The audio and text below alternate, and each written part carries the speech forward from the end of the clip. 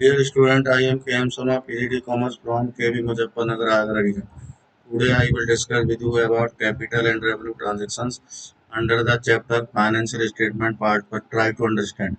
First of all, I will tell you meaning of deferred revenue expenditure. A heavy revenue expenditure, the benefit of which may be extended over a number of years and not for the current year alone is called deferred revenue expenditure.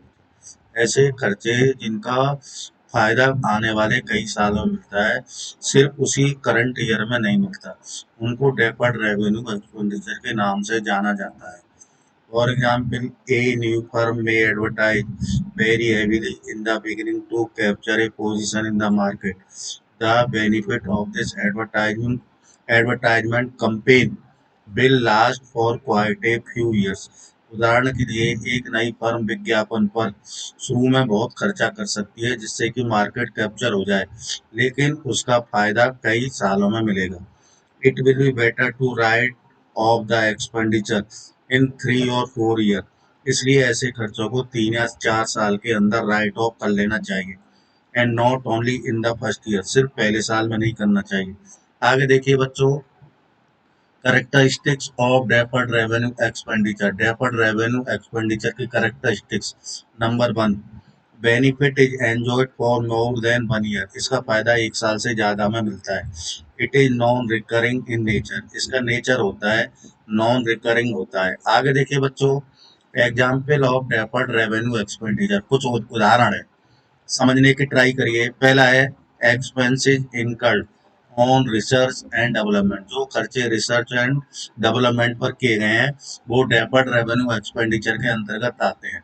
आगे देखिए बच्चों, abnormal loss arising out of fire और lighting in case the asset has not been insured.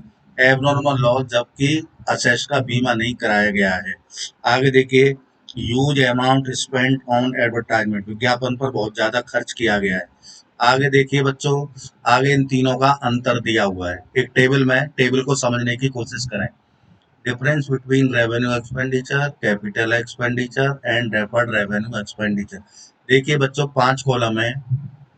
पहला column serial number है, दूसरा basis of distinction है, तीसरा capital expenditure है, चौथा रेवेन्यू एक्सपेंडिचर है, पांचवा डेफर्ड रेवेन्यू एक्सपेंडिचर है। अब इन सबको समझने की कोशिश करें। पॉइंट नंबर 1 है बच्चों, पीरियड ऑफ बेनिफिट। तो कैपिटल एक्सपेंडिचर है, benefit is enjoyed behind the accounting year last for a long time. जो कैपिटल एक्सपेंडिचर है इसका फायदा लंबे समय में मिलता है। आगे देखिए revenue expenditure, benefit is consume during the current year. जो रेवेन्यू एक्सपेंडिचर है उसका बेनिफिट सिर्फ करंट ईयर में मिल जाता है। आगे देखिए deferred revenue expenditure, benefit enjoyed for more than 1 year. जो डेफर्ड रेवेन्यू एक्सपेंडिचर होते हैं उनका बेनिफिट 1 साल से ज्यादा में मिलता है। Point number 2, purpose.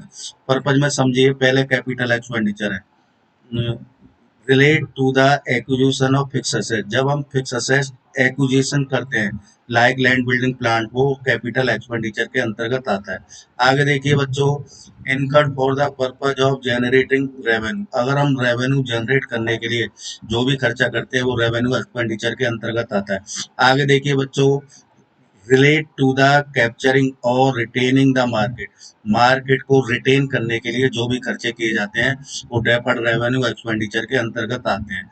आगे देखिए बच्चों, point number 3, nature of occurrence, non recurring in nature. जो कैपिटल एक्सपेंडिचर है इनका नेचर, स्वभाव नॉन रिकरिंग होता है। आगे देखिए रेवेन्यू एक्सपेंडिचर, जो रेवेन्यू एक्सपेंडिचर होते हैं रिकरिंग इन नेचर। जो रेवेन्यू एक्सपेंडिचर है उनका नेचर रिकरिंग होता है, और जो डेफर्ड रेवेन्यू एक्सपेंडिचर है ये नॉन रिकरिंग नेचर में होते हैं।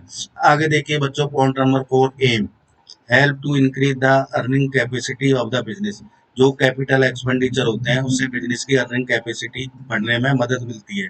आगे देखिए revenue expenditure, help to earn the existing revenue. जो एग्जिस्टिंग रेवेन्यू है उसको मेंटेन करने में हेल्प करते हैं। आगे देखिए बच्चों, deferred revenue expenditure, help to increase the earning capacity of business. जो डेफर्ड रेवेन्यू एक्सपेंडिचर होते हैं वो बिजनेस की अर्निंग कैपेसिटी को बढ़ाने में मदद करते हैं।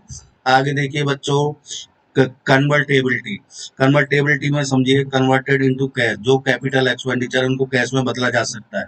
आगे देखिए बच्चों रेवेन्यू एक्सपेंडिचर, जो रेवेन्यू एक्सपेंडिचर है can not converted into cash, उनको कैश में नहीं बदला जा सकता।